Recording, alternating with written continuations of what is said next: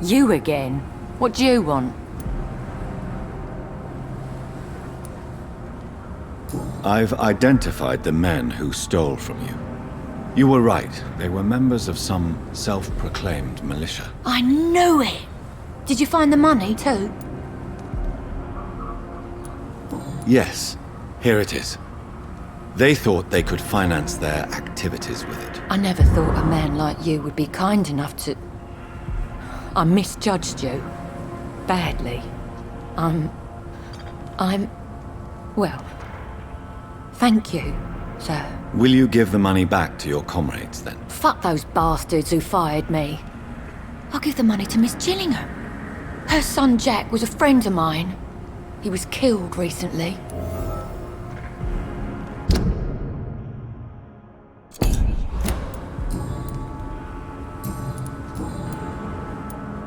I know you were friends with Miss Gillingham's son, Jack. Tell me about his death. Jack's murder has been a shock to the neighborhood.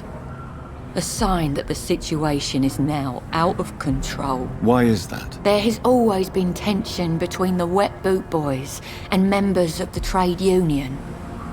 But a murder? That's a first. Who killed him? No one will ever know. One thing is certain. While Jack was alive, I had one less reason to drink. Why does that upset you so much? I wish I had found the time and words to tell him how important he was to me before it was too late. Another failure for Giselle Paxton.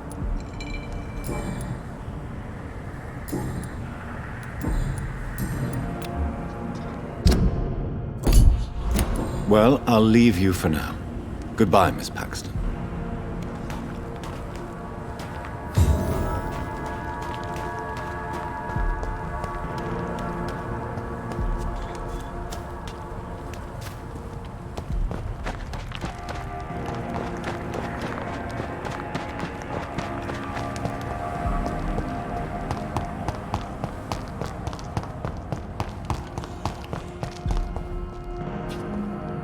Good evening, young man. There's no need to call me that, Dr. Reed.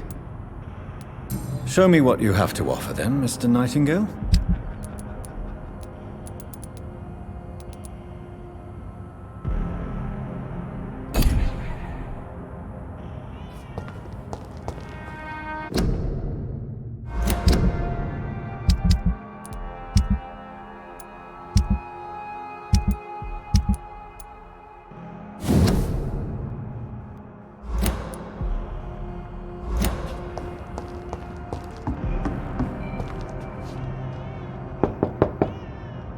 Good evening, Miss Gillingham.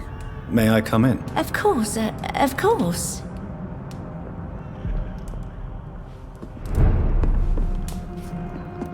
So, Dr. Tippets, what brings you back here? We haven't talked in quite some time.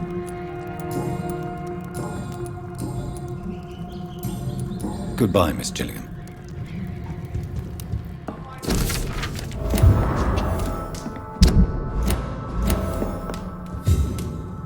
So, Dr. Tippets, what brings you back here? We haven't talked in quite some time.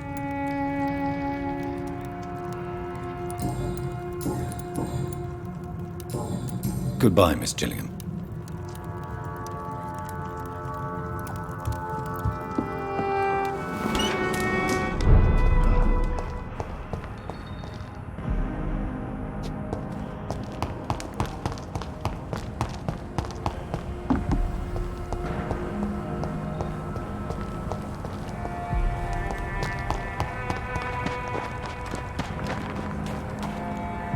You again?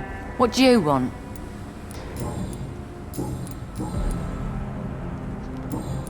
Well, I'll leave you for now. Goodbye, Miss Paxton. Glad to see you again, Mr. Reed.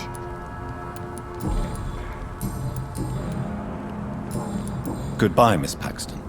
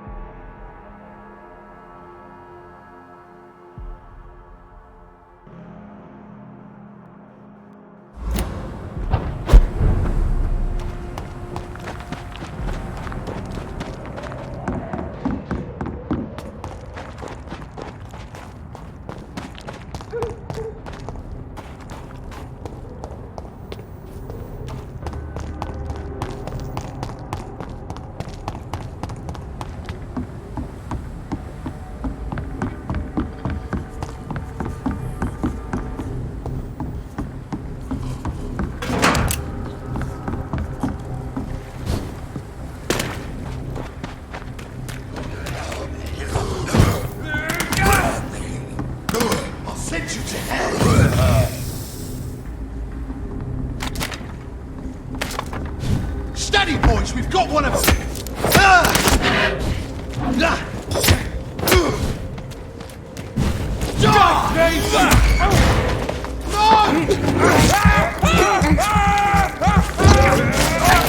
I hate leeches! Die, vermin!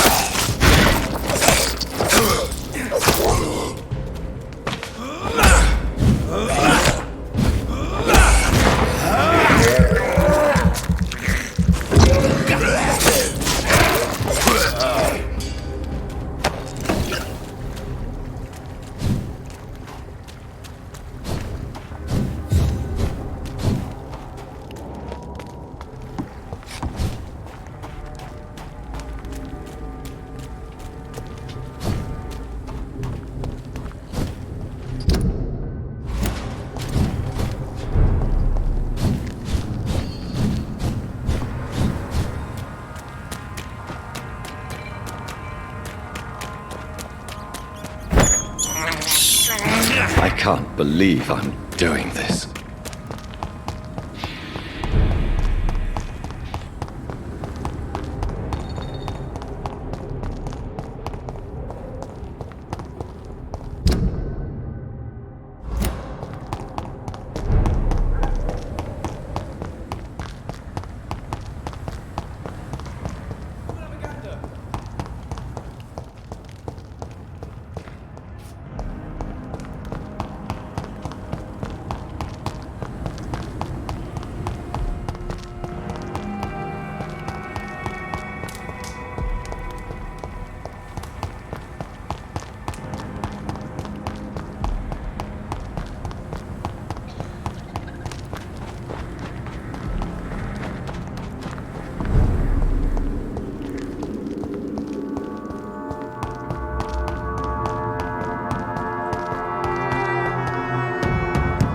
I cannot enter.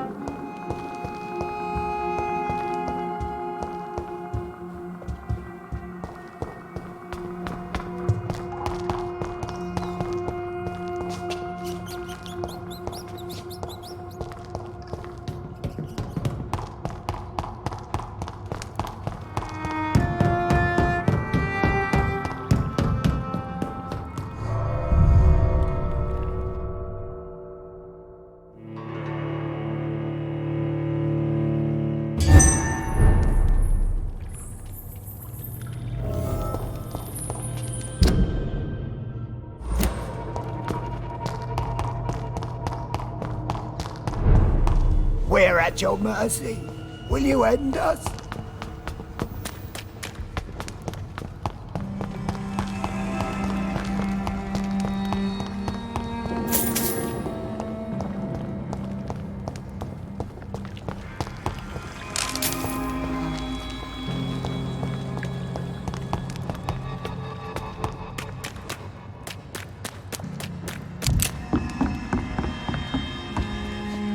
Have you found the answers you were looking for, young Ekon? There is too much left unanswered.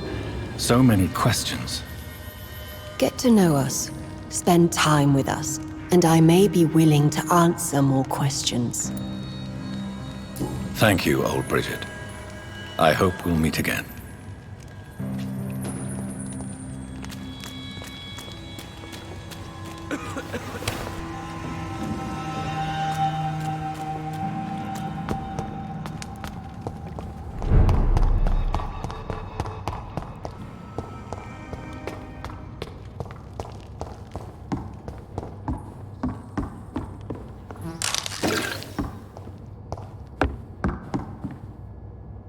Are you all right, sir?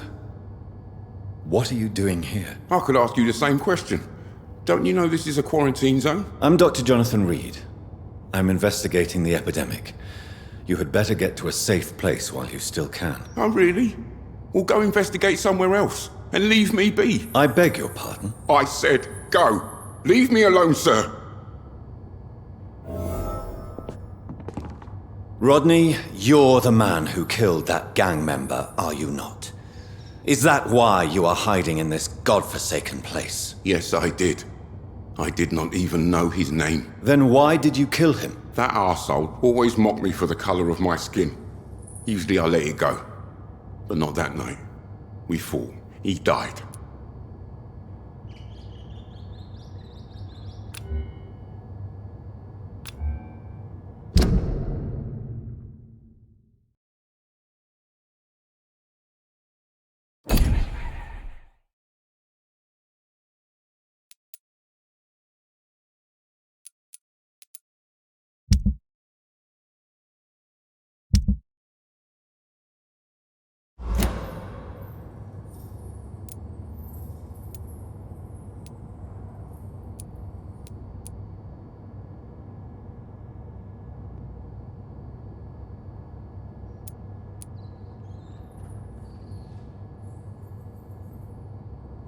Unfortunately, I have met several murderers during my lifetime.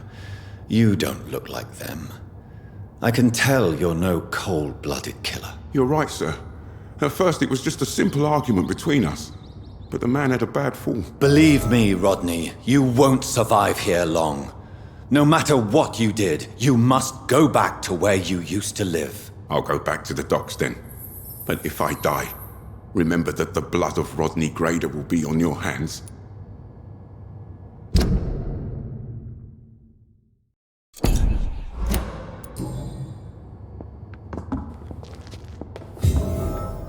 I'll go back to the docks then. But if I die, remember that the blood of Rodney Grader will be on your hands.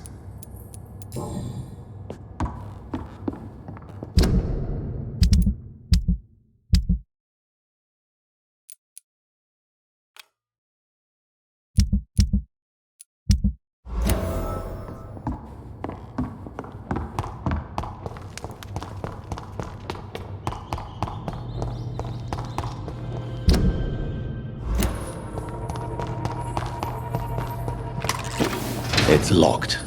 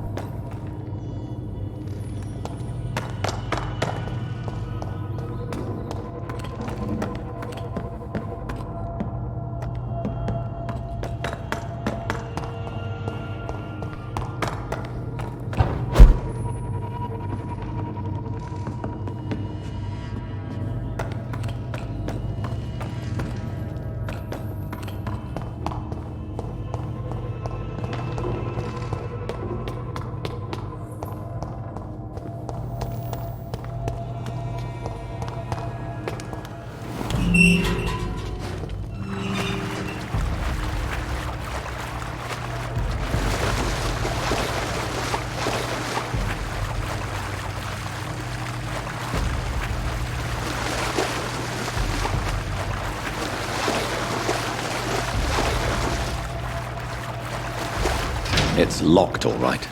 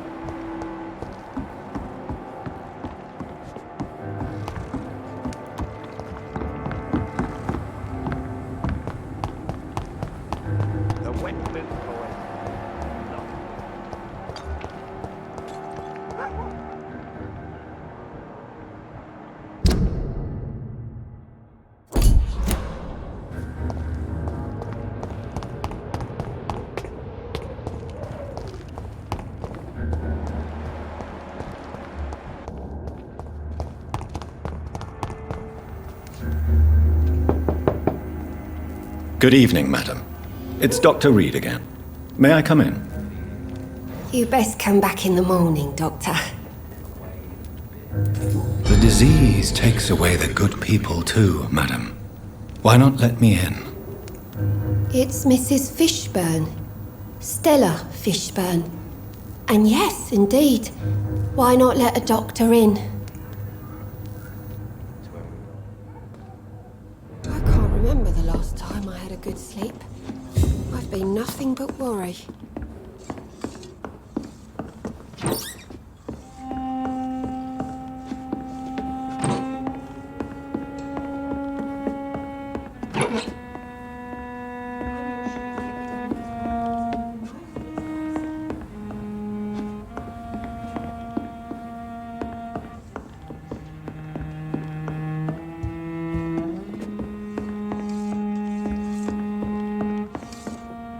So you have questions about the flu, then?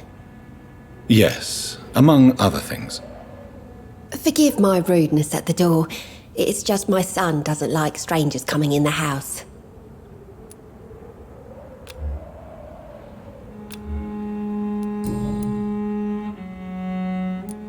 How is life around here? Life has always been hard in the East End. But it's everywhere nowadays, isn't it? Do you think the increase in violence has anything to do with the epidemic? Don't know. But it's most likely linked to the gangs, if you ask me. Recently, it's like everyone has had to pick a side.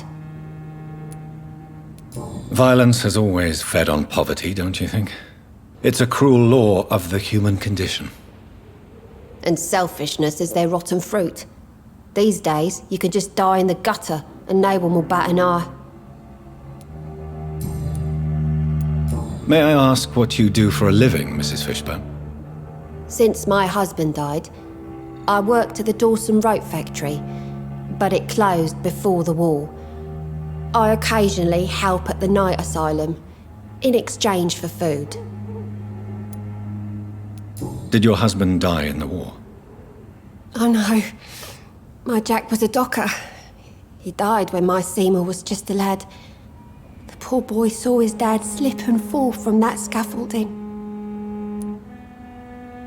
How do you pay the rent, then? My Seymour works at the docks, just like his dad. He's very attached to the house he grew up in. It's not always easy, but we get by all right. The orphan that regards you as a mother. Please tell me about him, Stella. You mean Rufus? I wish I could do even more for the poor boy. Most people are so selfish.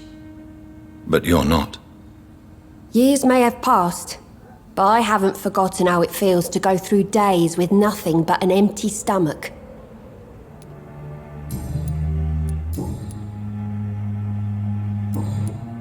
Goodbye, Miss Fishburne. Take care of yourself.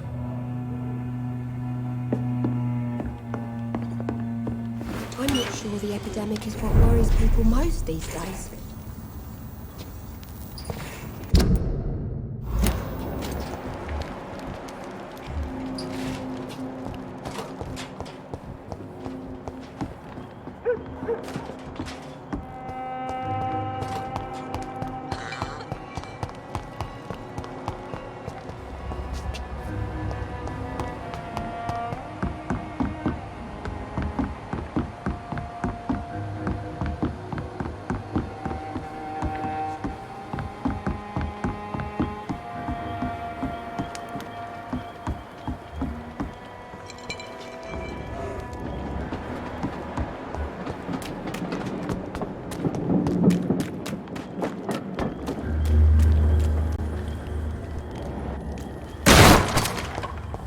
This is a slaughterhouse.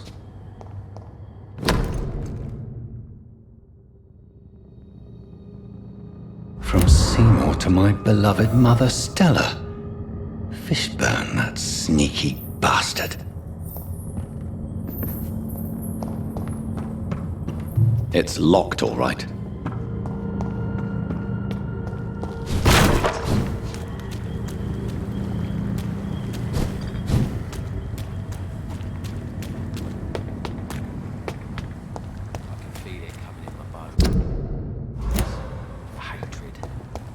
wave of bitter death to drown. Good evening, Mr. Fishburne. Yeah.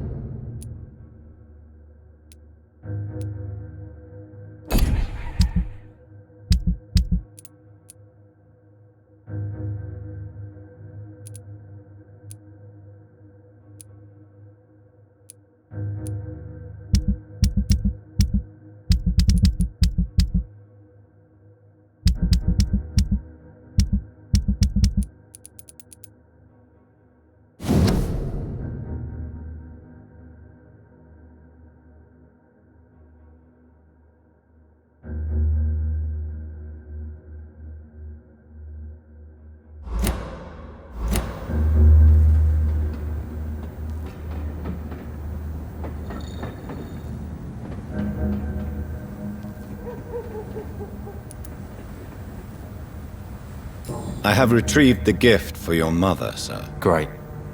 Give it here then and take this for your trouble. I also found the corpses. The ones under which you left the necklace, Mr. Fishburne. Ah, so that's where I left it. I can be a bit stupid sometimes.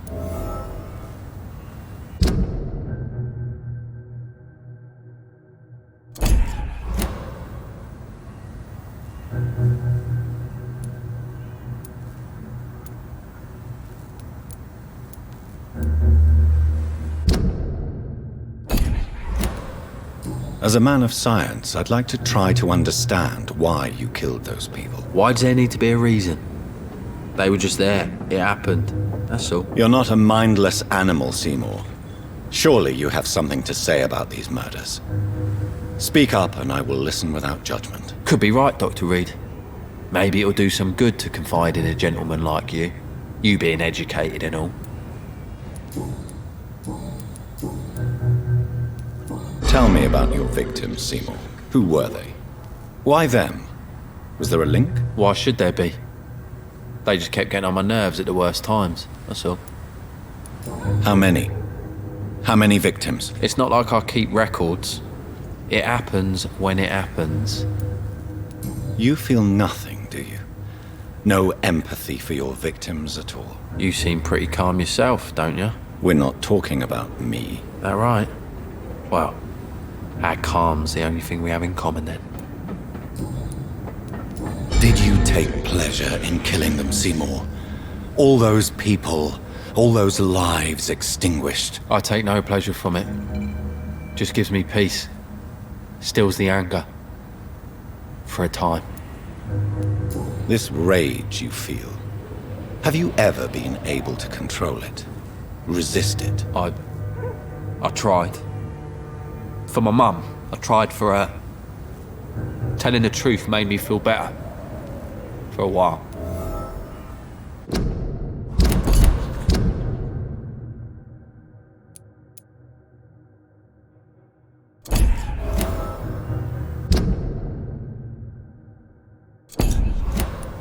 Don't you think you should seek help? Talk to someone you trust, someone who cares about you. No. And don't dare speak about me to your colleagues either. Keep your mouth shut tight. Especially about my mum. Why is your mother protecting you, Seymour? I'm her son. She's the only one who knows me. Sometimes I think she knows me better than I know myself. I understand you love her, but can't you see the awful situation you've put her in? Do you think my mum would have a better life if I were dead?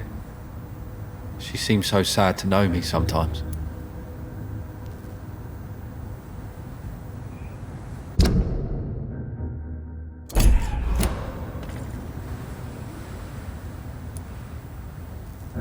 I don't believe death is the appropriate sentence for murder. Not in a civilized society. But the last word has to remain with the law. There is no law around here. No justice to be found. In these parts, revenge is the only answer.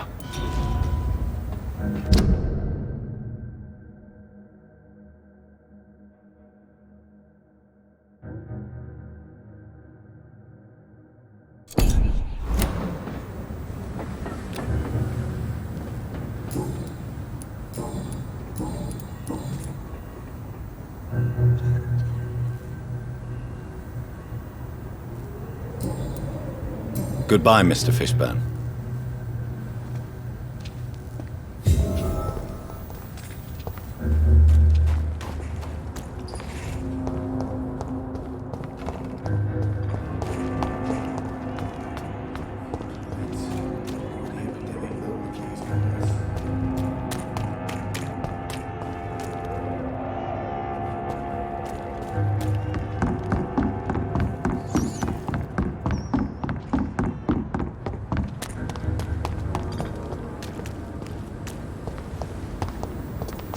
Hypocrites, all of them. Maggots and liars.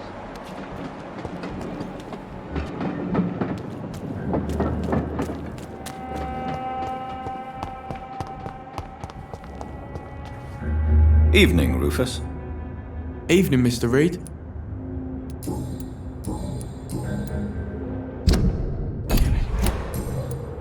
So long, Rufus. Be careful. Take care. Some call this the bad part of town.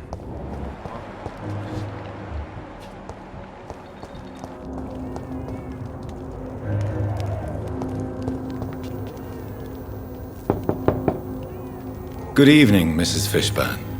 May I come in, please? Of course. Dr. Reed. Just grow eyes in the back of that head, sir. What can I do for you, Dr. Reed?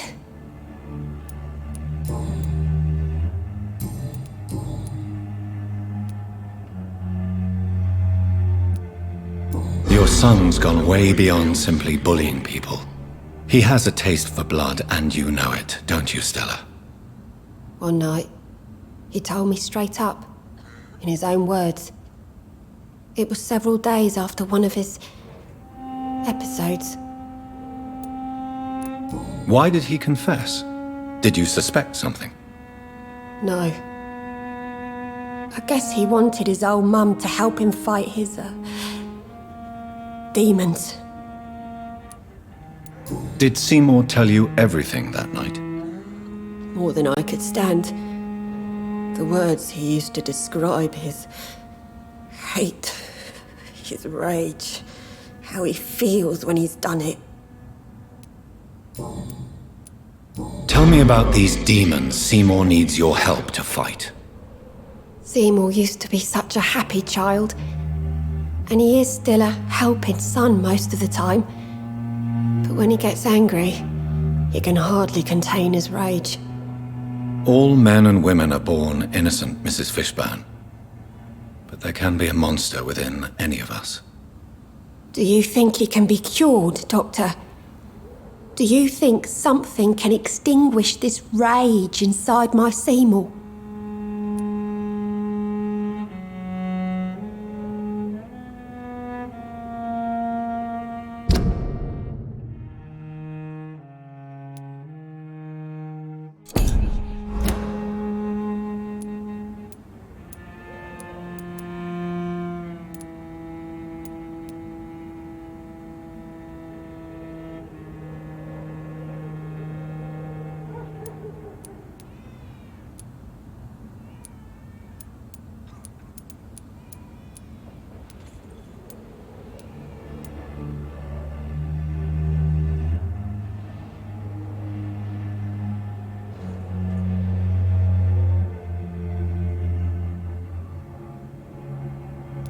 I'm afraid these demons, as he calls them, are just a delusional justification to distance himself from his actions.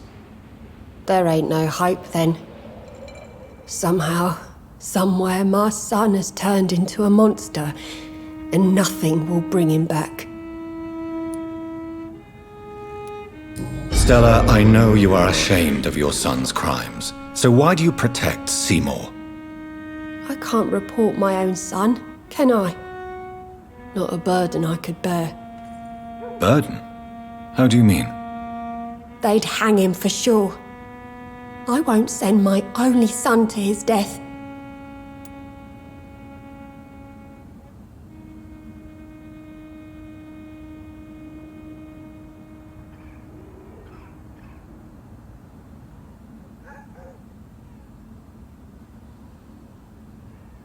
I'm convinced you raised Seymour the best you could. You're not responsible for what he became. If someone ever found the courage to speak to the police, I will take my share.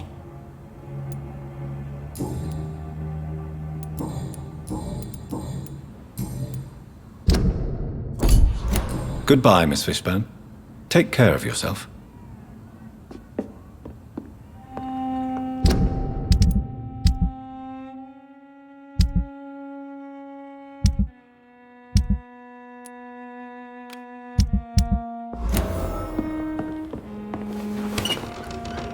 Just grow eyes in the back of that head, sir. Gentlemen are easy targets in these parts.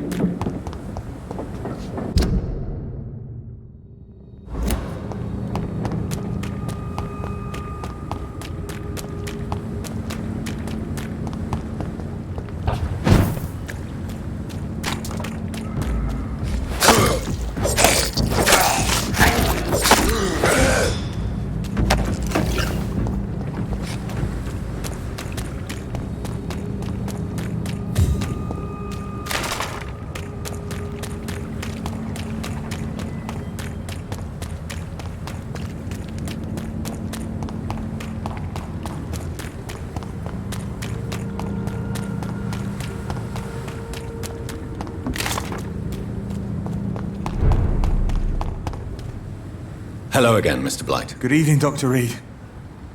You doing your rounds as usual? Do you need medical attention, sir? Afraid so. In the war, I was always worried about picking up something, getting some infection. Unfortunately, I've got that fear in London now. Throughout history, some diseases have done more damage to armies than any weapon created by man. You were wise to be careful. You're working at the Pembroke Hospital, aren't you? That's a good enough reason for me and Oswald to go there.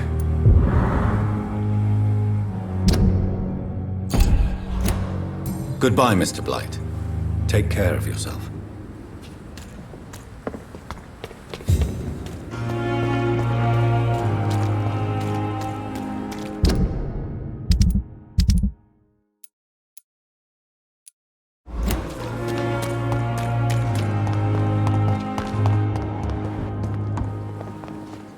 Good evening, Milton. Good evening, Doctor. Still trying to save lives?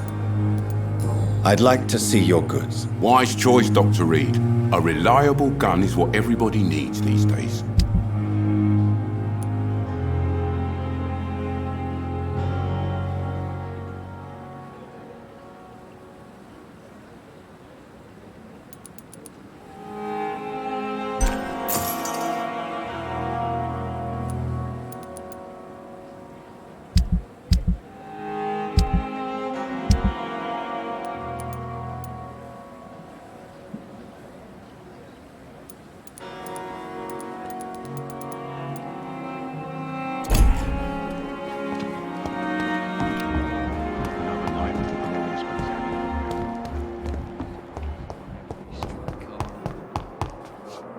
Good evening, Nurse Hawkins. Good evening, Dr. Reed.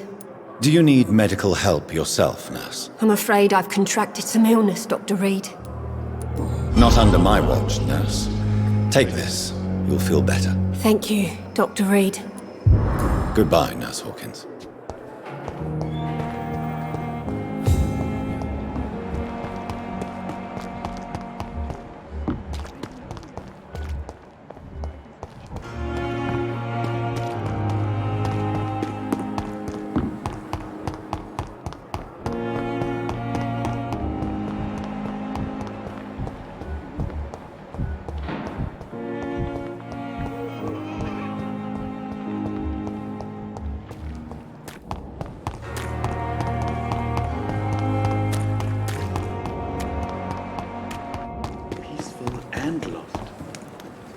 Good evening, Dr. Reed. Such a pleasure to see you again.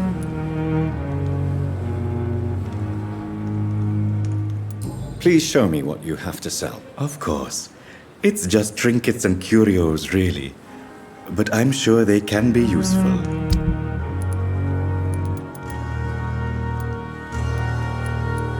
It never ceases to amaze me how you, the dead, seem peaceful and lost at the same time.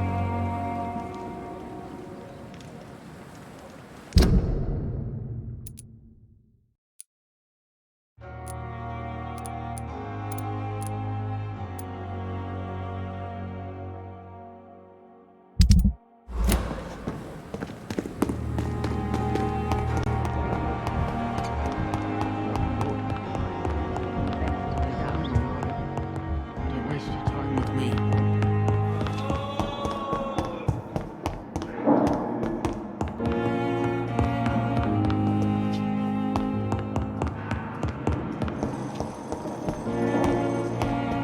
I will not let you down, my boy.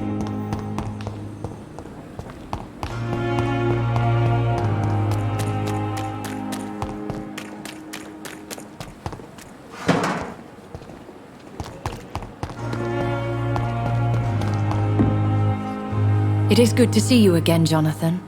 How are you? I'm better than one might expect, Lady Ashbury. Dr. Swansea has asked me to investigate the recent disturbances in the hospital caused by skulls. Really? What do you mean? I discovered the most intriguing skull. An elderly woman answering to the name of Old Bridget, and a man who helps them remain hidden in London. Old Bridget? Peculiar name, I've never heard of her. According to Old Bridget, skulls can lead a peaceful existence like us. They are even able to nourish themselves by feeding on corpses and the flesh of the dead. How vile. Please, Jonathan, let's change the subject. Skulls of London have gone into hiding. Both mortals and immortals plot their extermination. Yes. Skulls are the orphans of the Vampire Society. They are the shame of their genitors, a disgrace to the vampire that created them.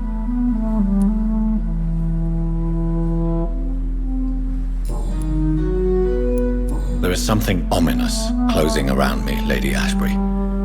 Something spies upon me from the shadows. Something cruel and wicked. Whatever do you mean, Jonathan? If Sean Hampton and Harriet were not the guilty parties, then who? I saw the bodies and the blood. Your rebirth has not gone unnoticed, Jonathan. Be extremely careful. If you get in the way of an immortal's plans... Do you suspect someone? I don't know, Jonathan. I steer clear of vampire politics, especially whilst hunters roam the city's streets. Goodbye for now, my lady.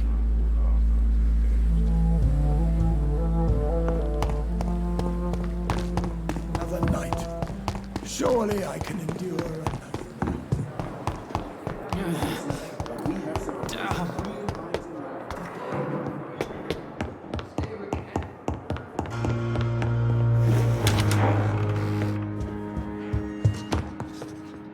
Jonathan, at last.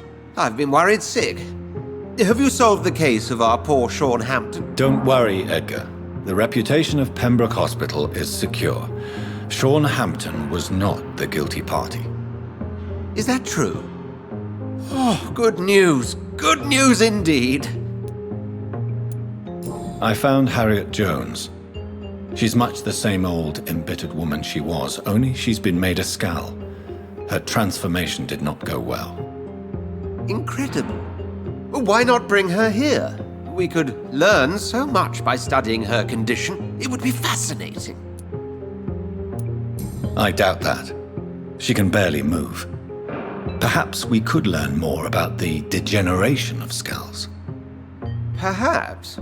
But she could also belong to a new species. We know so little of the laws that dictate vampire reproduction. Were there any studies made by your order on the subject? Not that I'm aware of. I will transmit your discovery to the Brotherhood's primate. He will be delighted. What do you know of the Ascalon Club? Not as much as I would like. There have always been rumors about a secret society of vampires operating in the interests of the British Empire, though I've never met a member. I crossed paths with one, a terrifying creature going by the name of Fergal. He was sent by the Ascalon Club to exterminate the Skulls of the East End. By the stole, Jonathan.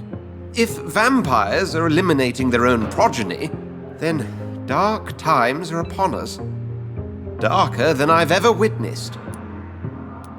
Do you think Lady Ashbury would know of them? Jonathan, our beloved lady is not one for social dalliances, nor the assemblies of dark orders.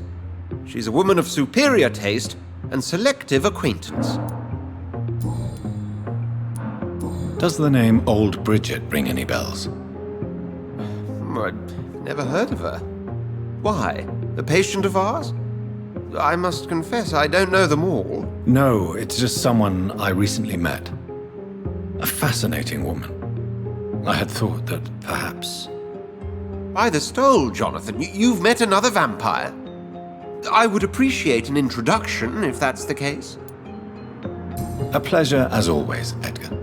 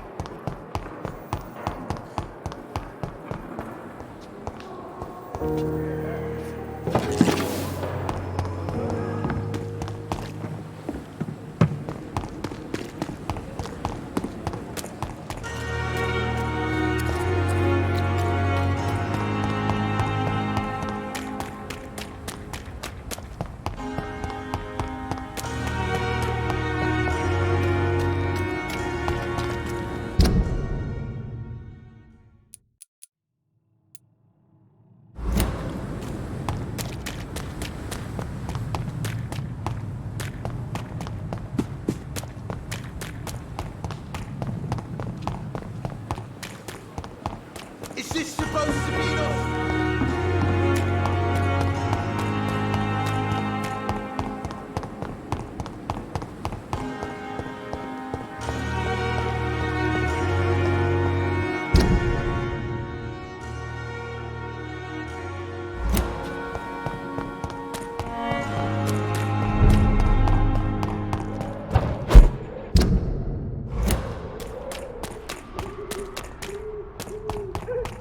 A leech!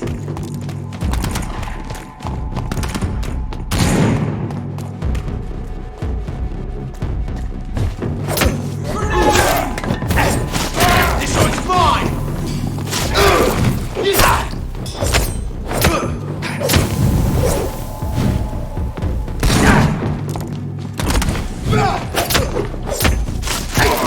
Watch it! It's a killer!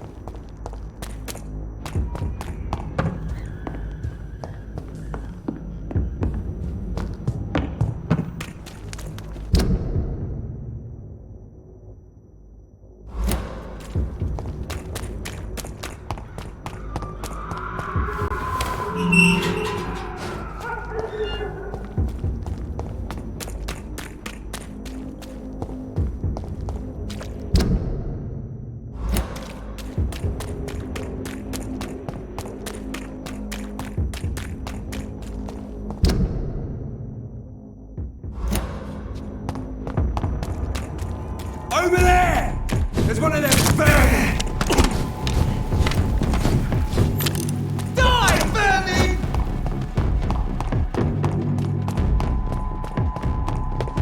Look at it! Vicious bugger! Away with you!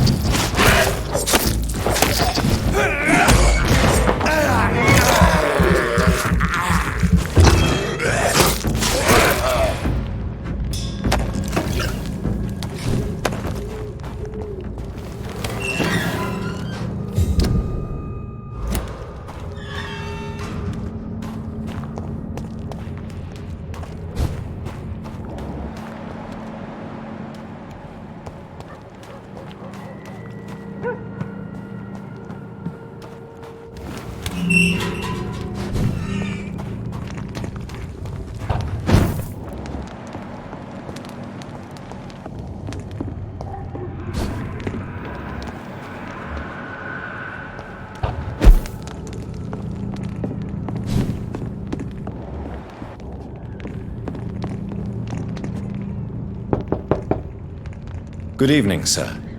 It's me again. Leave me alone, I say, whoever you are. It cannot be safe for a blind man to live here alone. Let me enter, sir. I swear I mean you no harm. Well, a voice never lies, and yours clearly is the voice of a gentleman. All right, Doctor, come on in. What kind of gentleman pays visits to people at this late hour?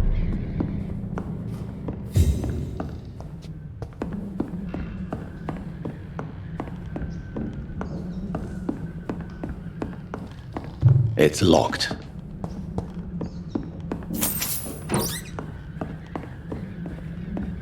Tell me, how do you see the world these days?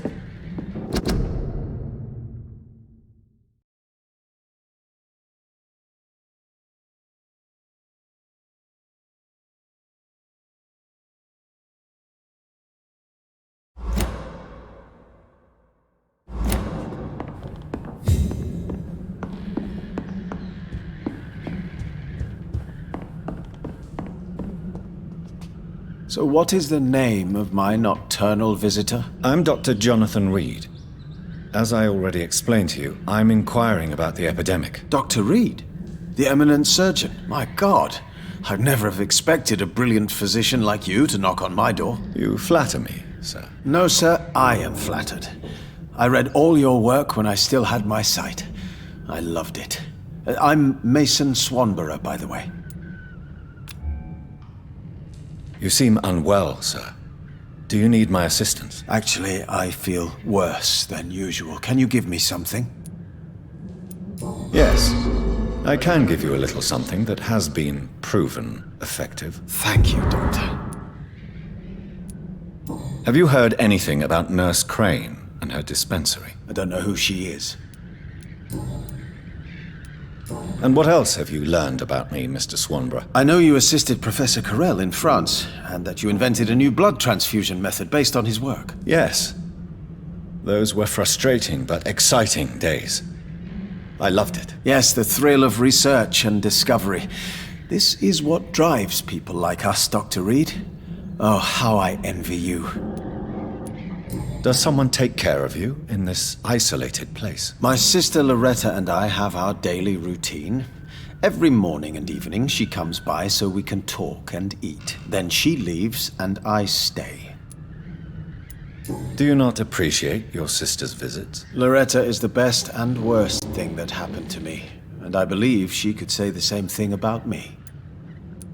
Where does your sister go? Well, let's just say she earns enough money for us both. What's so amusing about that? I won't hide the truth from you. Loretta sells a fake miracle elixir to the sick people of Whitechapel.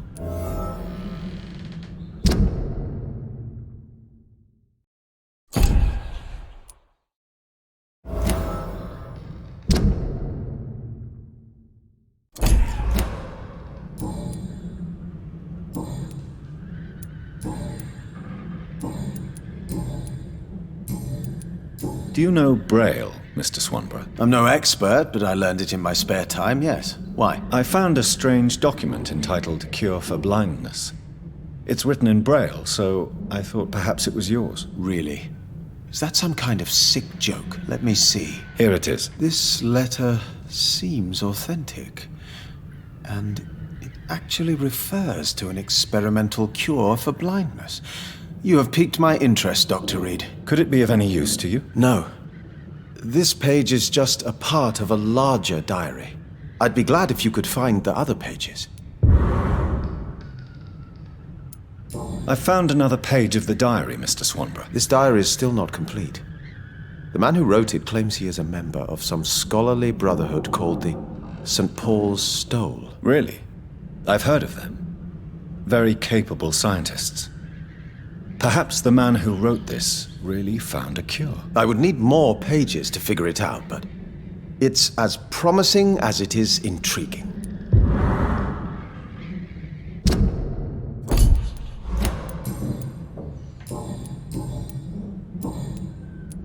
Goodbye, Mr. Swanborough. I'll leave you now. Tell me, how do you see the world these days?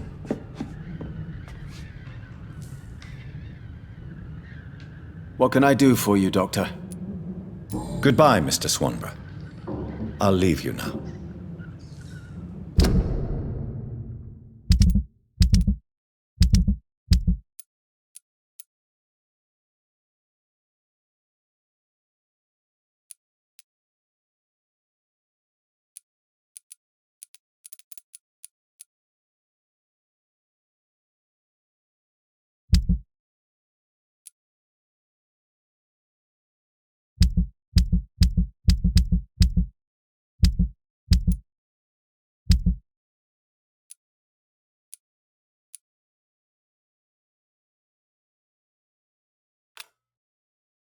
Tell me.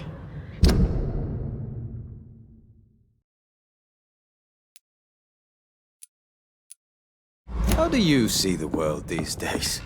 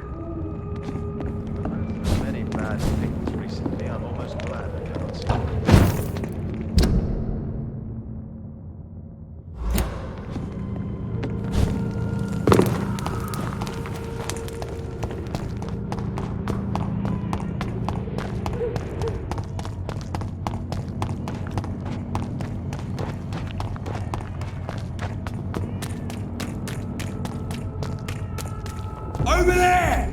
There's one of them vermin!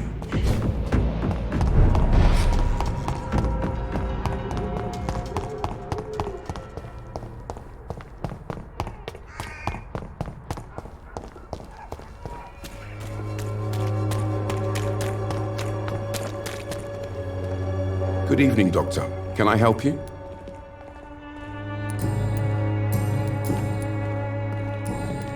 Goodbye, Mr. Darby. Farewell. Good evening, Christina. Change your mind, Mr. Reed? Goodbye, miss. Take care of yourself as best you can.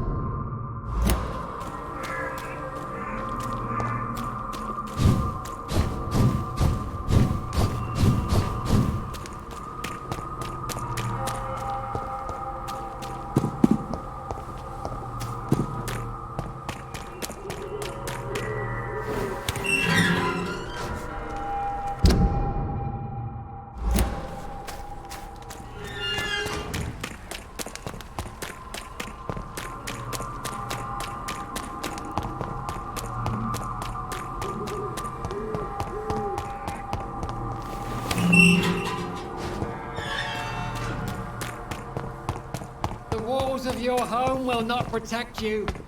Cheap price, good quality. Come on, take a look. Don't be afraid.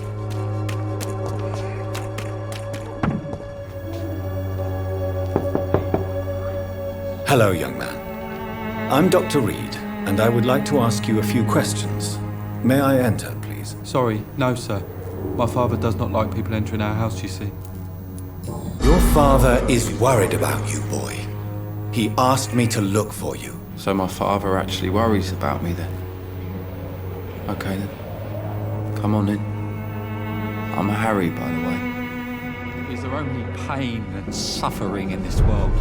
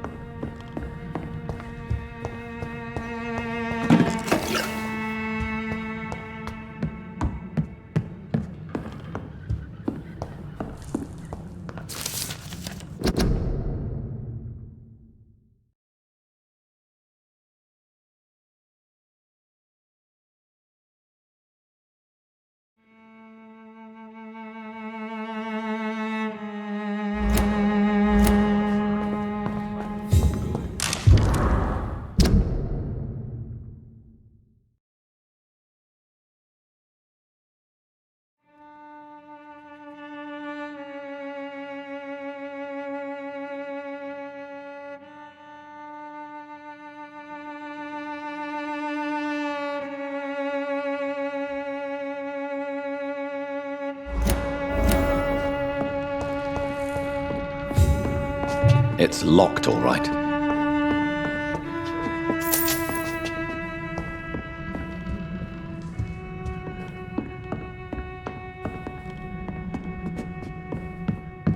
Is there only pain and suffering in this world?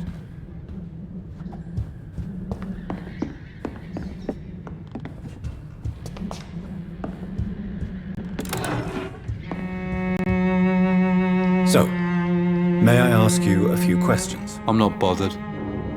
What could be worse?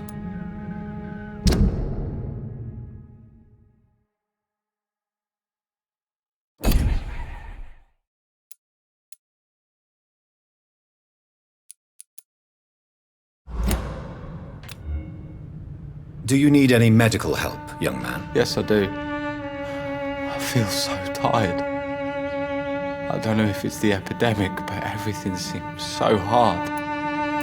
You'll feel better with this, but you need to get a grip, young man. Medication alone won't cure melancholia. I'm not sure I'm happy with the idea of living long in a world like this.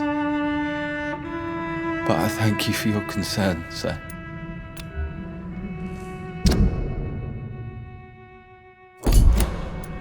Have you any recent news of Nurse Crane and her dispensary? Nobody dares to enter the dispensary now. Rumours say the nurse has gone mad. How do you feel? I'm fine. I mean, it's not easy every day, but I'm fine. I'm just tired of being sick all the time. If only I could be tough, like...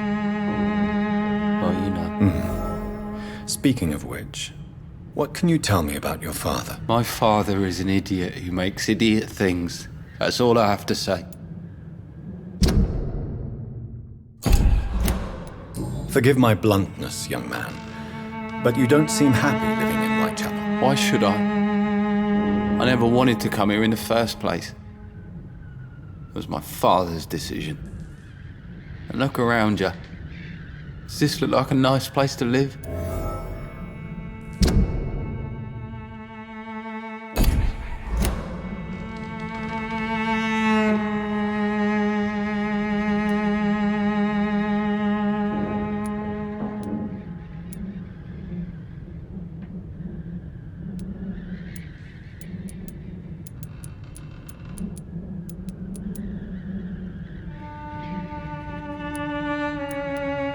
I'm sure your father did his best when he found this house. Times are tough for everyone, young man. That's exactly what my father says. Harry, you should be grateful for what you've got. I wasn't even consulted when we moved here. If life here is so terrible for you, why don't you just leave this place? Have you ever spoken to your father about it? I don't go outside. It terrifies me so. I went outside once without my father noticing and I saw terrible things. Bloody and frightening things. So that's why you stay at home all day? For fear of the epidemic? I'm not afraid of disease or death, Dr. Reed. It's the living I'm afraid of.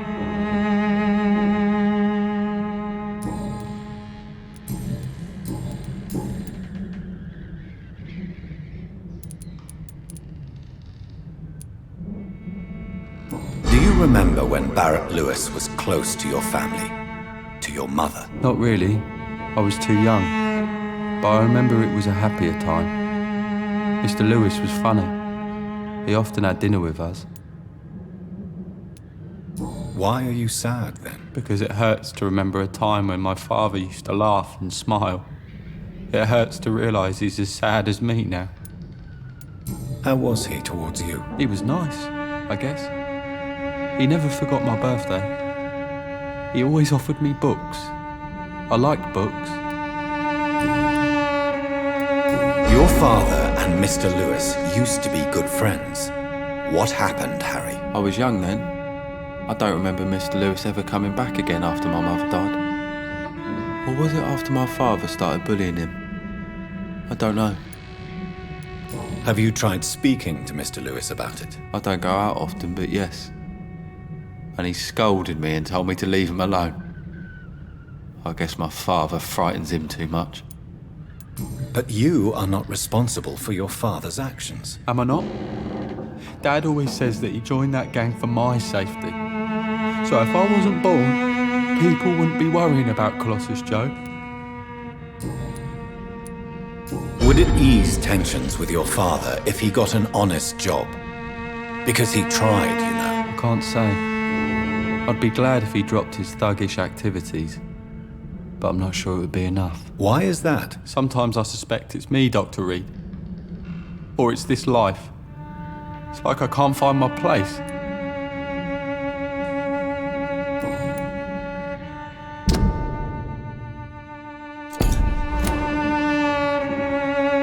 Goodbye, young man. Take care of yourself.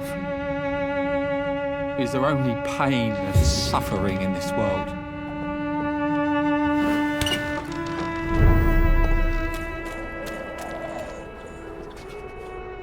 You again? What do you want this time?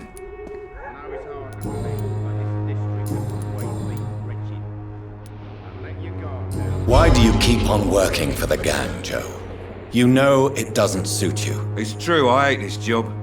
And I know I made some bad choices, but I'm a wet boot boy now, and people won't forget it. You could leave tomorrow. Start another life in another town. That's easy for you to say, Doctor.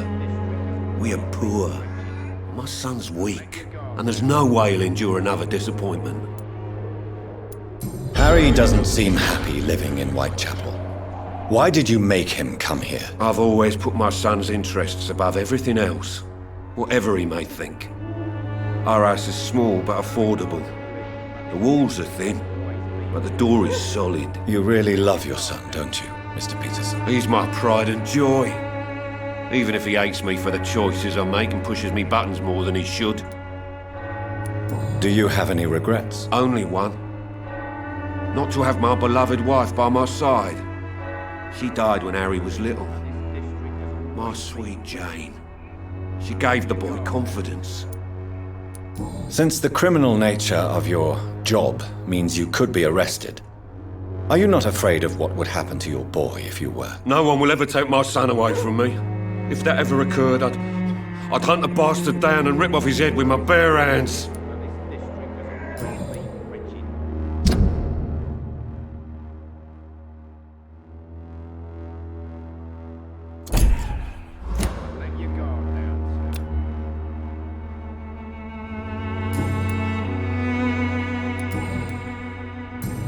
Goodbye, Mr. Peterson.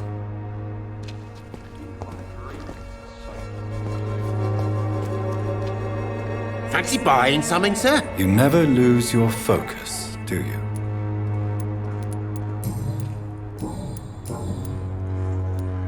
What do you know of Harry Peterson? The boy seems so fragile, not like his father at all. Harry's a good boy, but he spends most of his time complaining. He's had it tough, all right, but he needs to grow a pair. What troubles him exactly? Well, despite being his father's son, almost everything, I think. He never wanted to come to Whitechapel in the first place. Hates this place more than most of us. Right then. Show me what you have.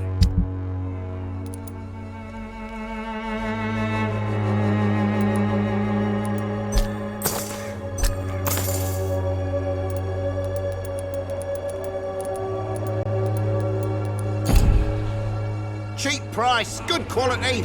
Come on, take a look. Don't be afraid. You're late. Where's my money? Price, good quality. Come on, take a look. Time to pay, one way or another.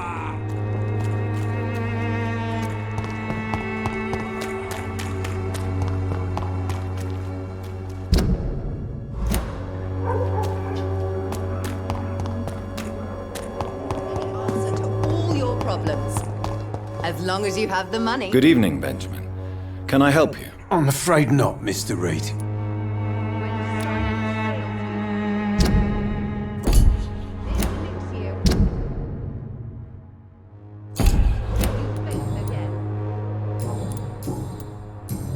A gun, alcohol, and a bad temper make a terrible cocktail, sir. Goodbye for now. Even the flu is no match for the swamp. Good evening, my dear colleague. I'd like to see what kind of medicine you're selling.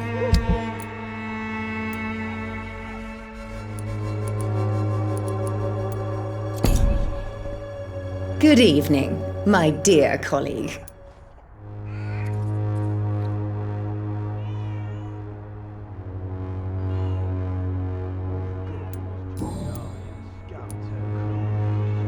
Loretta, your miraculous formula wouldn't even cure a common cold, and you know it. The Swanborough's cordial secret ingredient is hope, Doctor. And it's something people around here really need. A placebo effect is real and has benefit. But in your case, you could be murdering your customers who may die because they are not receiving the necessary medical attention. Medical attention? In Whitechapel? Trust me, my cordial is the best option they have, since it is the only one.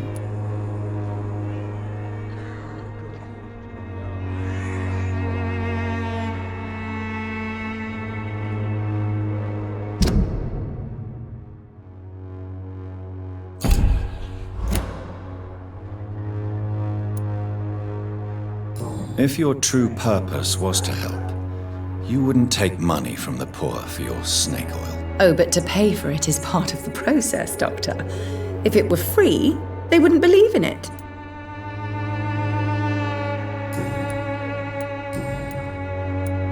Loretta, why do you feel so guilty about your brother? I don't expect him to forgive me.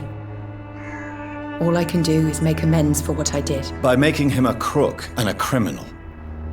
What if somebody decides to make him pay for your scam? Mason is totally capable of defending himself. Just leave us be. We're perfectly fine.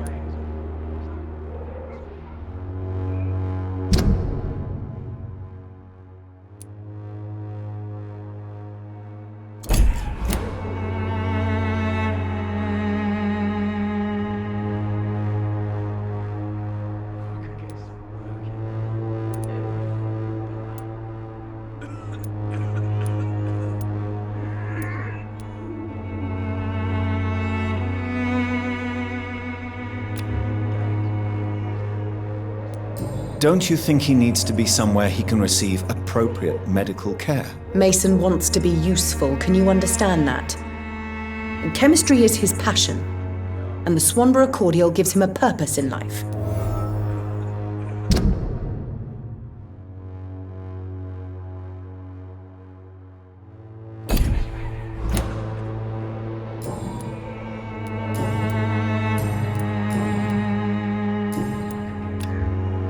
Goodbye, Miss Swanborough. Perhaps we'll talk again.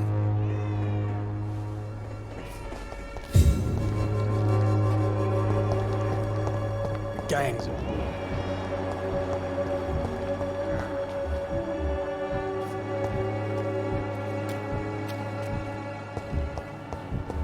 If I could get some work in, everything would be better. Good evening, Mr. Petrescu. What are you doing here? I could ask you the exact same question, Mr. Doctor. Now leave me alone.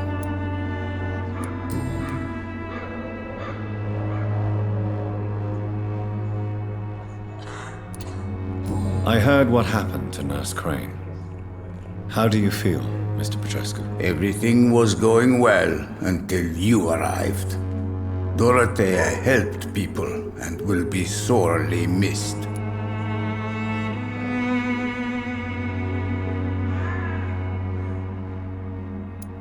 I regret it too. I wish she'd continued working at the Pembroke Hospital. She was a good nurse. So you put an end to the operation. Did you put an end to Dorothea as well? You seem to have a lot on your chest, sir. What's wrong? I heard you are a famous surgeon. Tell me, what did you do to Dorothea? She was so bright, so clever. Then you made her an empty shell. I didn't use drugs or medical trickery, Mr. Petrescu. All I did was talk to Nurse Crane. I promise you. But what happened to her then? After you left, she did not even recognize me. And then she got careless and sick, and I had to flee.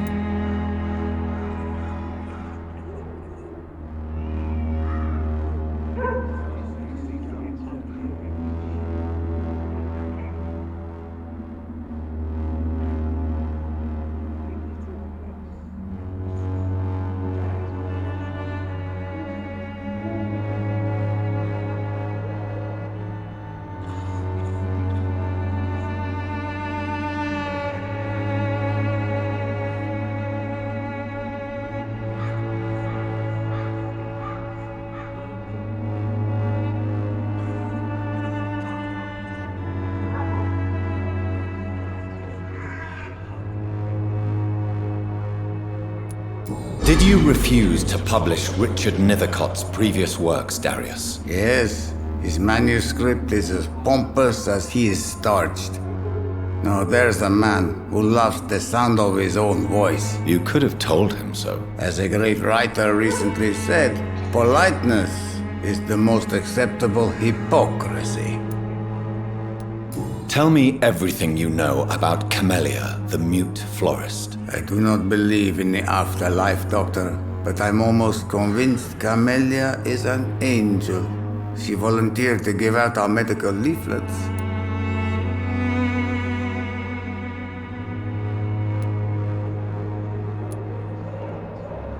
Are you not worried for her safety? She is as brave as she is tough, and clever too.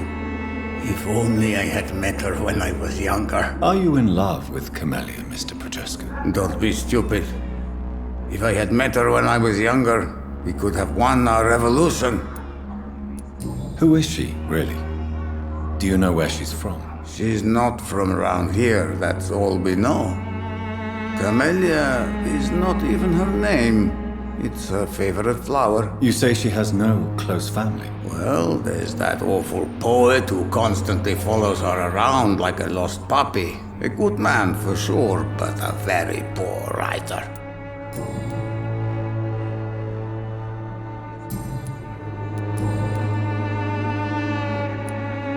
What do you plan to do now that Nurse Crane is gone? I'm not sure. Strange men came to see me after Dorothea's death, with strange weapons and very odd stories. What kind of stories? Stories all Romanian children know. It was as if I was home again. Vampires, Mr. Doctor. Vampires. You believe them? Aren't you too old to hold a weapon or listen to scary stories? Yes, I am old and alone and will die soon, but if these stories are true, maybe I have found myself another cause.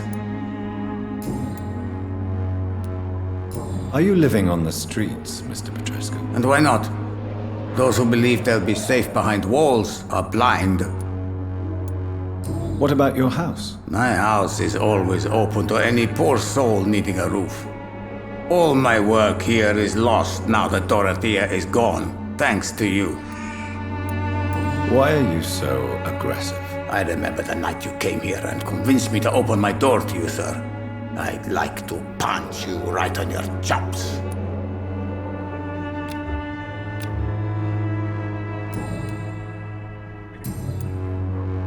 Goodbye, Mr. Petrescu.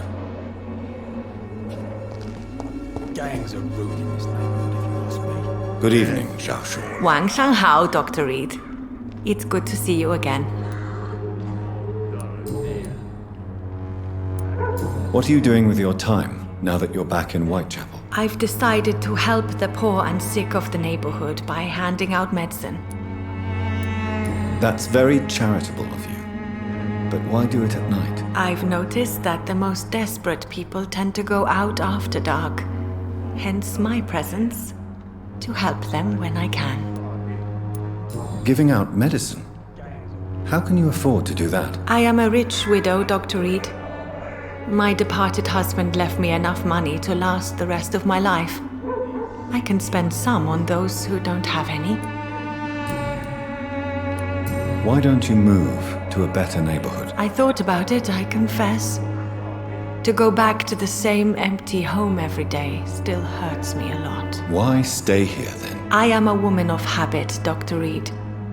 And for now, I am happier being useful in a familiar place than I would be anywhere else.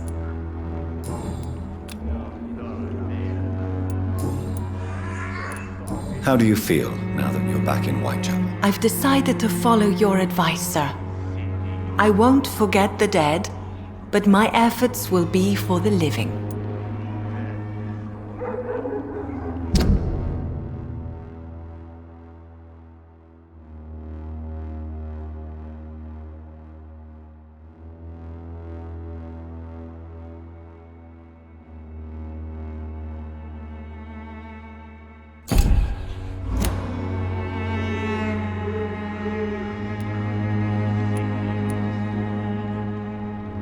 Do be careful. These streets can be as dangerous as that terrible place where we first met. That's true. And maybe it's the best reason to help people around here.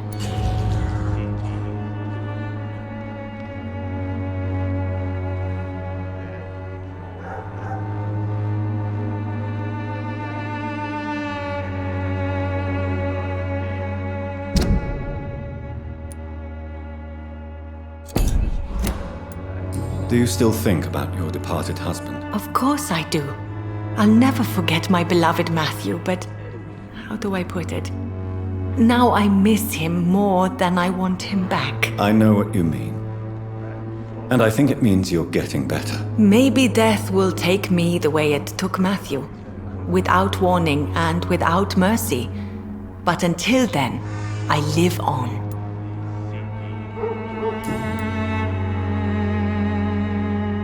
Goodbye for now. Dorothea, I'm so sorry. Death is all around. Working. Everything.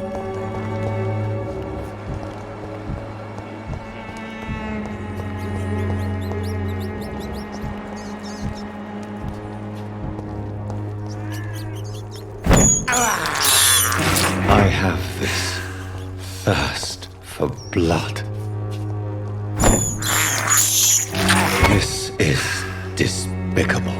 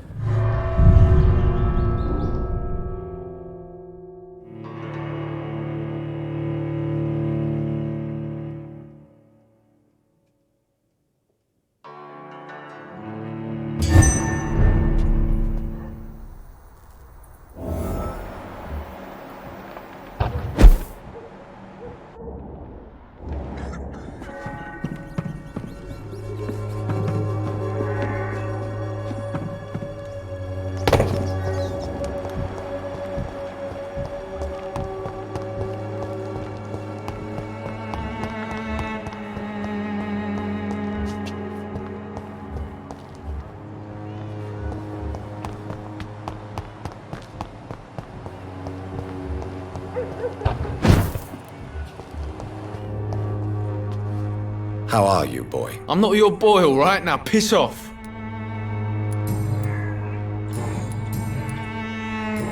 Goodbye, young man.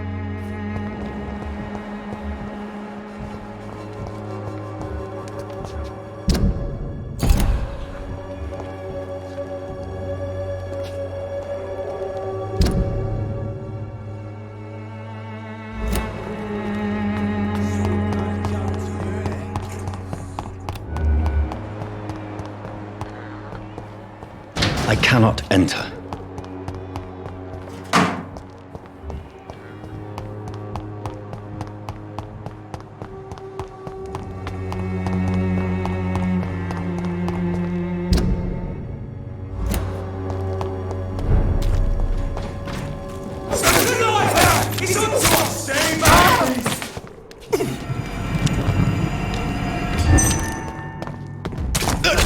Fear no evil!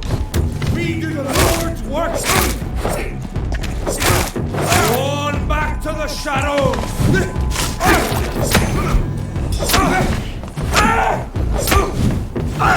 God walks!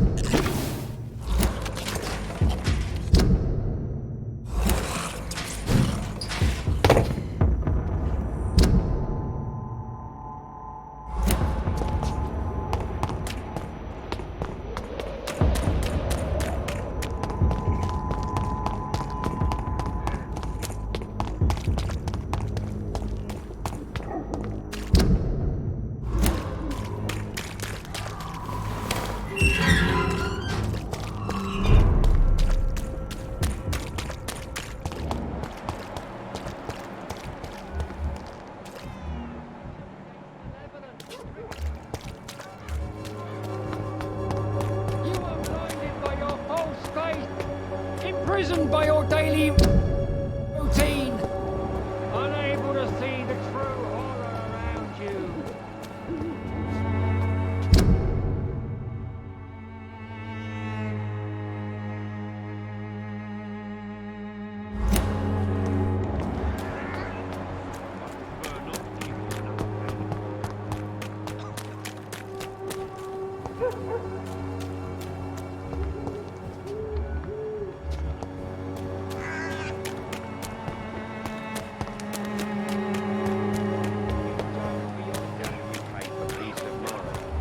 Can't you just look the other way this week, Joe?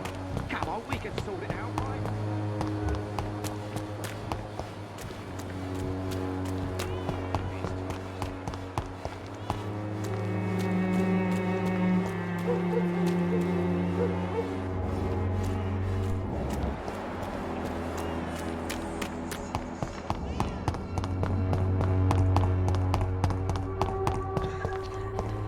Die, Vic!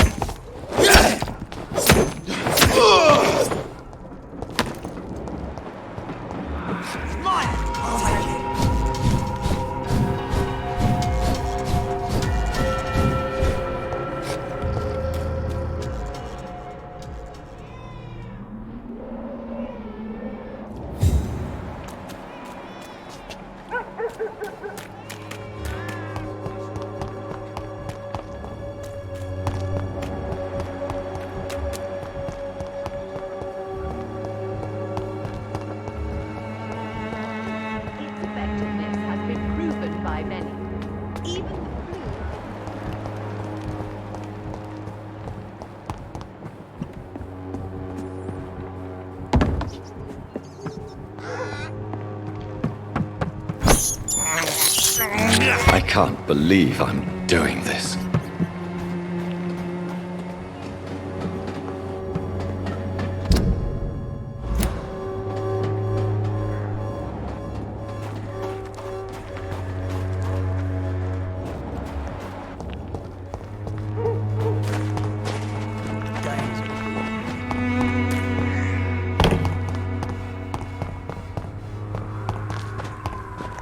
It's locked, all right.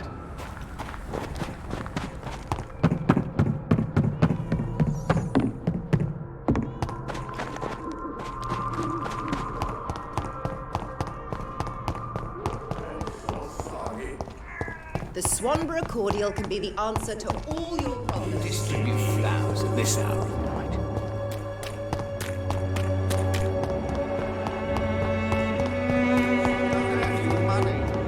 Barrett, you know the game. You pay for peace of mind. Can't you just look the other way this week, Joe? Come on, we can sort it out, right? Thank you. For there is no protection against malevolence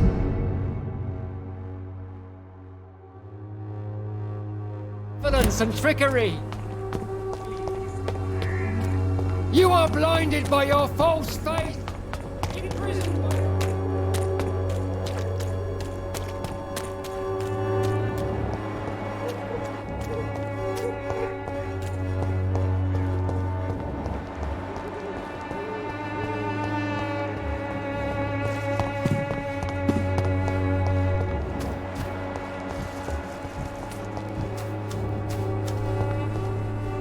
Good evening, Mr. Nethercott. And good evening to you too, my good sir. Can I be of any help?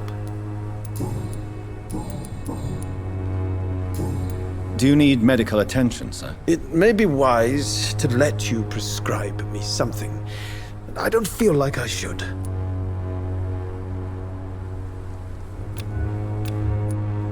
I understand your appetite for words and macabre beauty, sir. But you should be more careful. The nutrition of my mind is more important than my physical health. But I appreciate your concern, sir. I'll leave you alone, sir.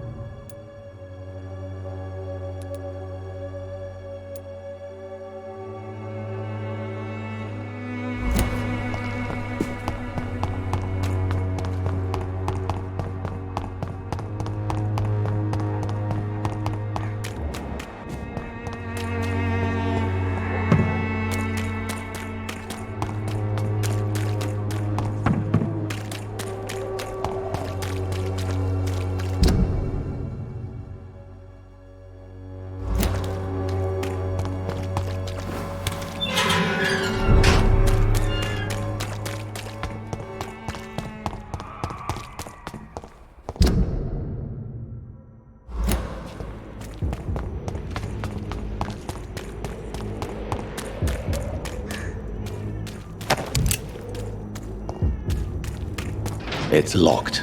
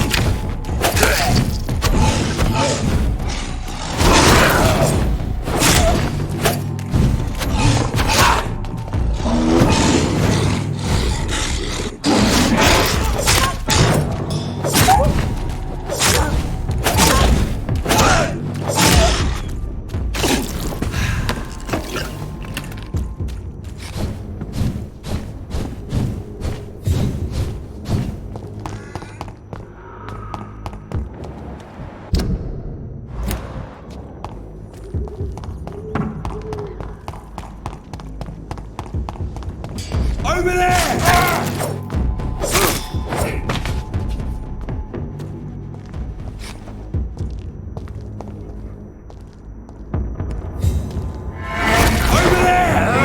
Weapons ready! We found one! We cannot be defeated!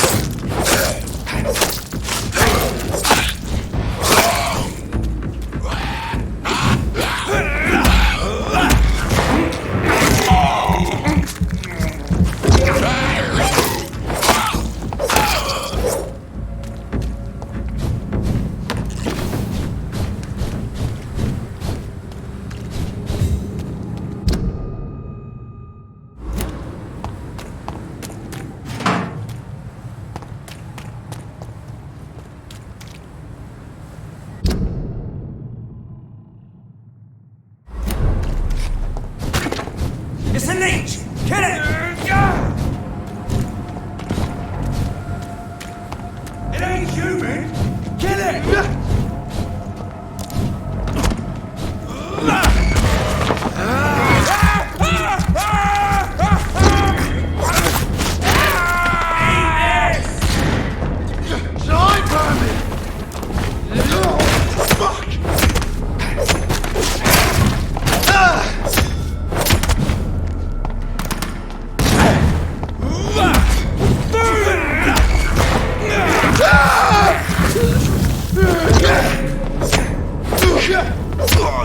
Murdering bastard!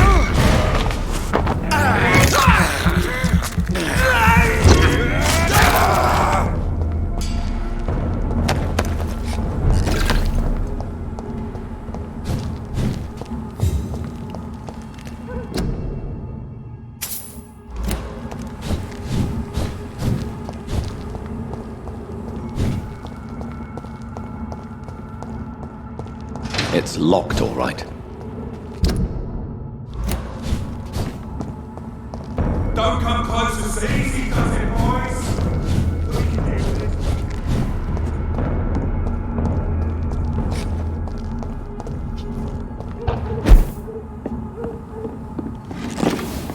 29 Pretty Orchard Street. This is it. What's in there for me? There's been a fight here.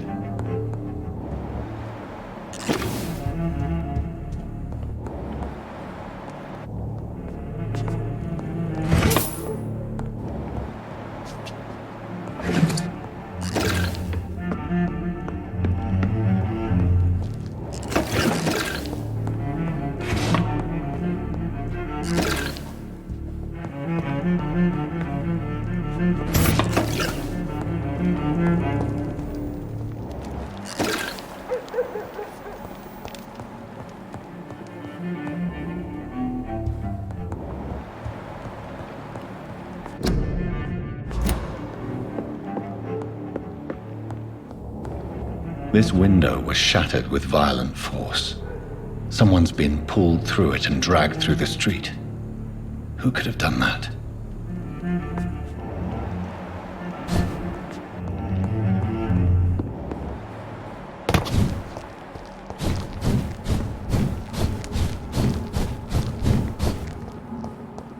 I said stay away, sir! Watch out!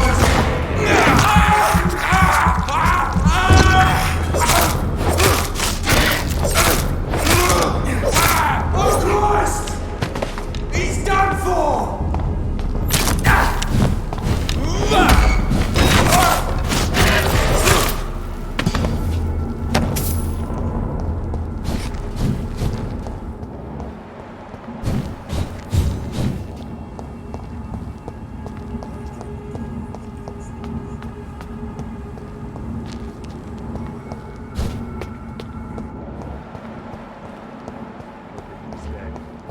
Worse, we're being baited by leeches playing a nasty game.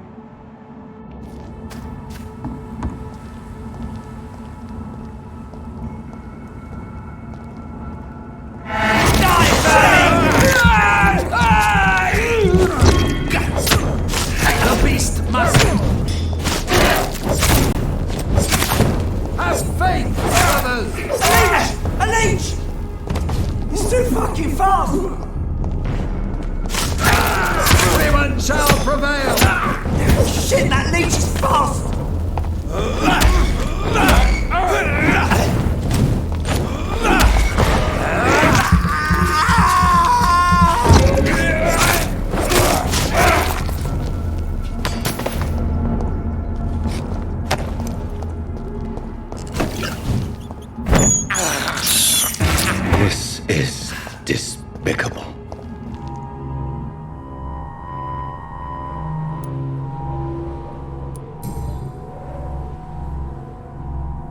only a golden watch in her pockets.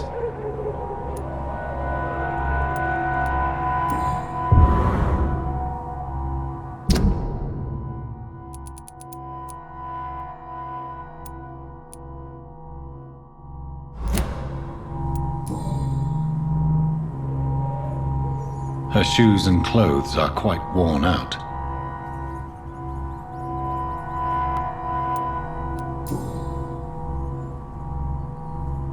This is the very flower my mother tossed on Mary's coffin.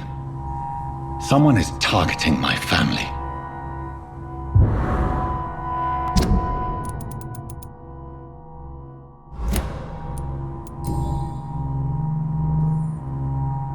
The marks on this woman's neck were made by the fangs of a vampire.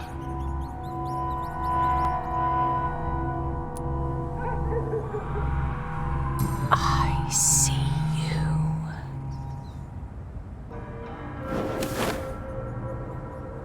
Right then. It's a sick game. But given no choice in the matter, I might as well win it.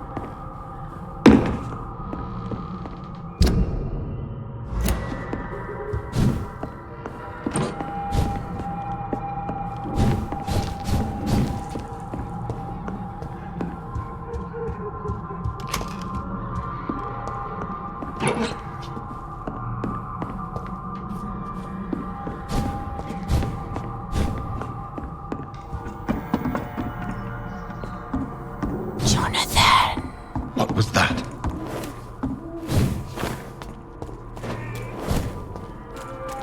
I won't let you escape.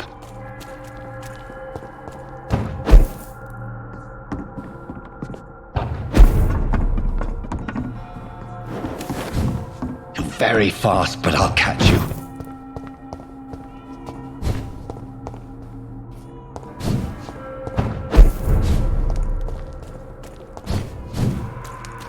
They've all been butchered.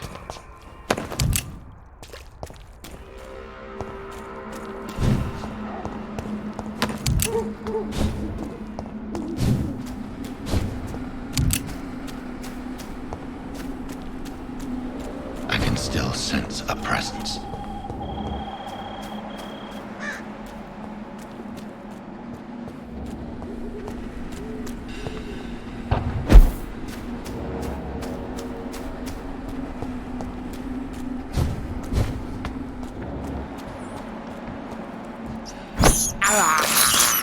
I have this thirst for blood.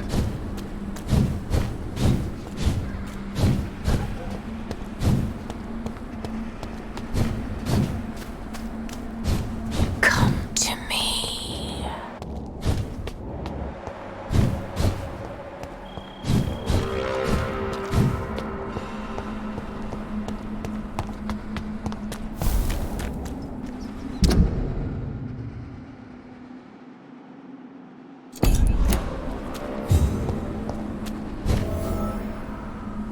You!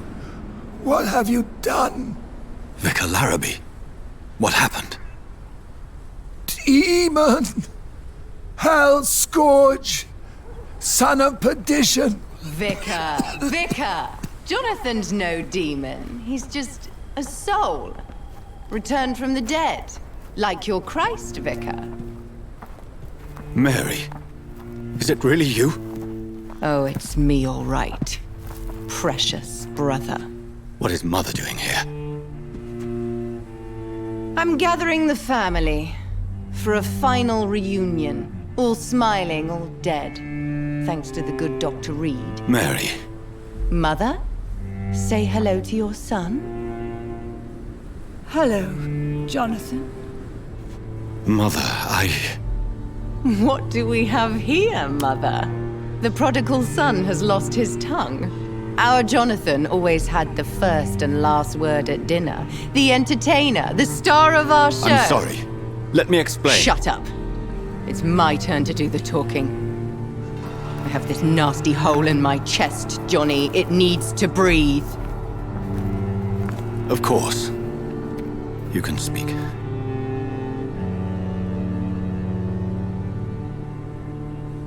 My prayers went so long without an answer. My husband, killed in France. My child, carried away by the flu. My brother promising to return in his letters, then disappearing in thin air. I went from hospital to hospital, cemetery to cemetery, grave to grave. I've lifted every stone in London, searching for an end to the nightmare. And there you were, in front of me, on a dark pier. The hunger had taken me. The joy to have finally found you. I longed for your arms, a final happy ending to so much tragedy, to tell me all would be well again, as you did when we were children. It was this filthy dock where you greeted your sister. I dug a tunnel from my grave with my fingers and teeth.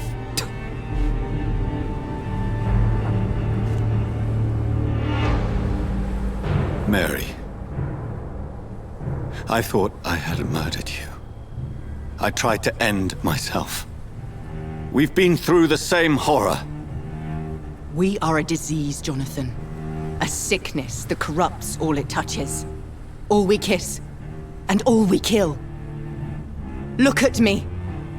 Admire your ilk. I'm so sorry. Apologies will not suffice. I demand reparation. I want a miracle. Are you a miracle worker, Dr. Reed? No? I'll show you mine then. The family Reed, reunited and complete, living forever in a red sea of eternal love. Time to go, Mother. Say hello to my son for Mary, me. wait.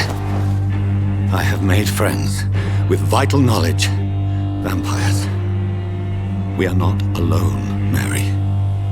With time, we can learn to live almost as we lived before. How long? What? How long will this masquerade continue? I've been watching you.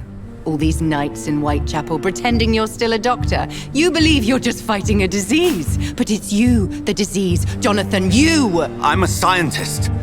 I'll find a solution. Let our mother go, please.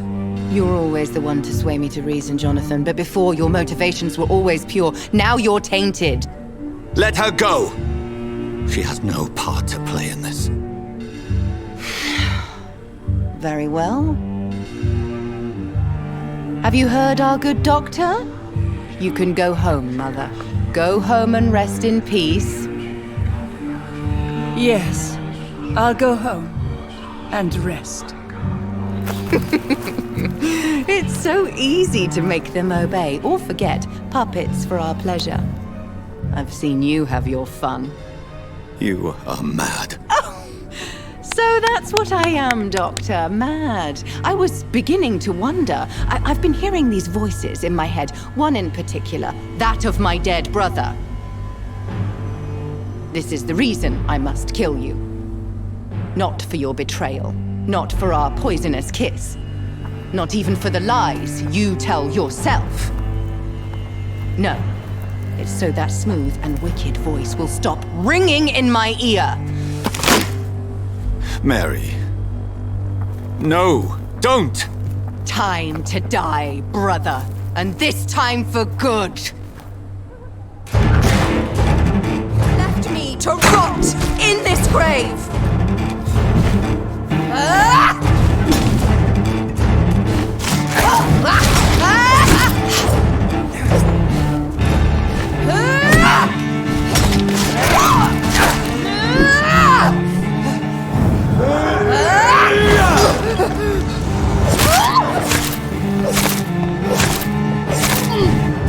Assassin! Kiss me again, sweet. You've burned away Nurse's mind. You're a monster! Give me your blood, priest.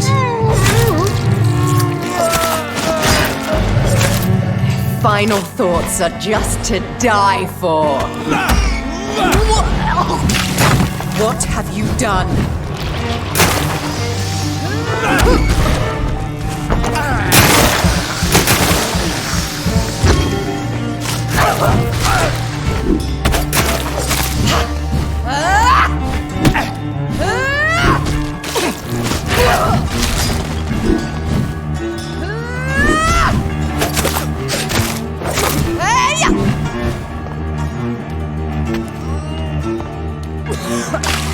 Come to me, Jonathan.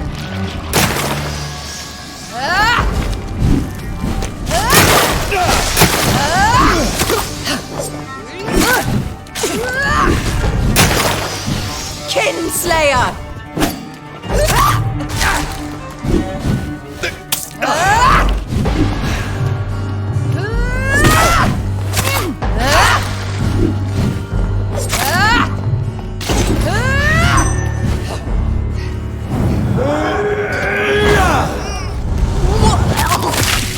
Rest in peace, monster. You killed me, brother!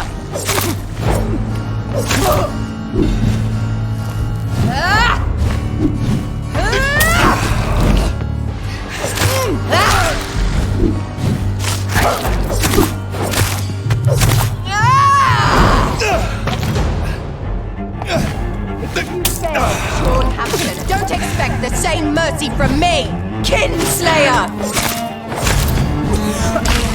What have you done?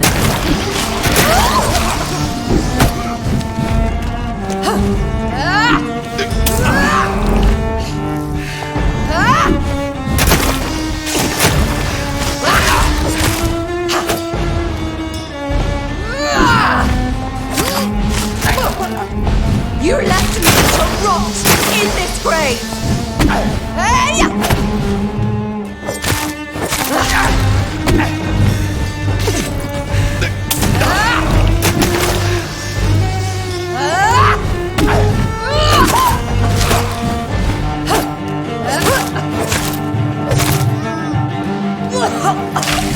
Kiss me again, sweet brother.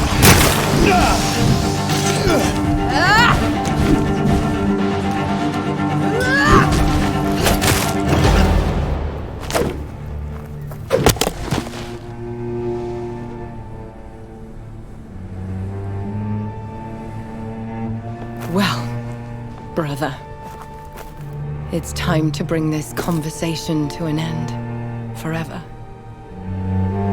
You know I will not play this game. Calm now, Doctor. Like a rabid dog. Or think you're performing an autopsy. Don't be ridiculous. I'll kill them all. The kind Dr. Swansea. The sweet little lass with hair of red. I am the Harbinger, bringing your punishment. Mary. Don't you see? This is not me. Flesh that never ages. All nightmare, no dream. Bring it to a close. Let me sleep.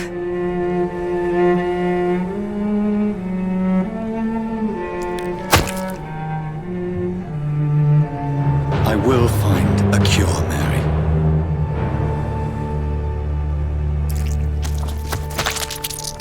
I swear it. Then, at last, I can forgive you.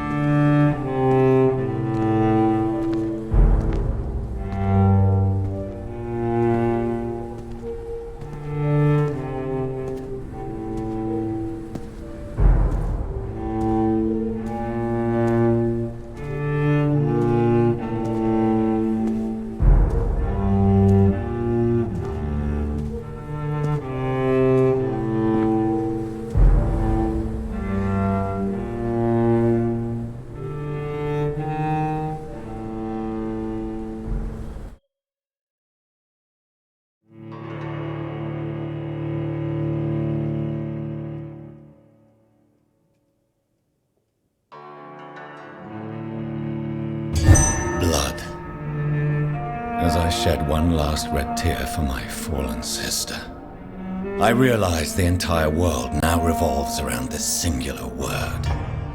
The epidemic that has stricken London is not the Spanish flu. It is transmitted through the blood via violent biting, turning survivors into frenzied immortals. I am Dr. Jonathan Reed. I am a vampire, born anew into an age of death and pestilence. While plotting factions close in around me, I am sworn to find the source of this epidemic. I am convinced greater perils are still to come. I know the answers I seek are hiding in our blood.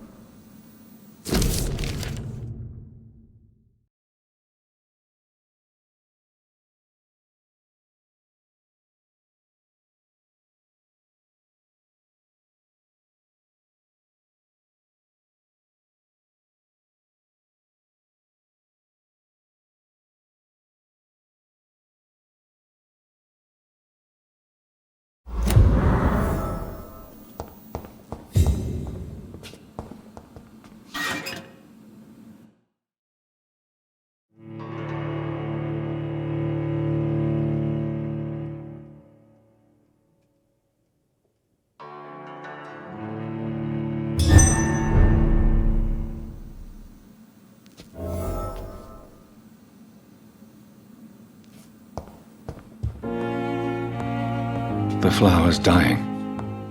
It needs water.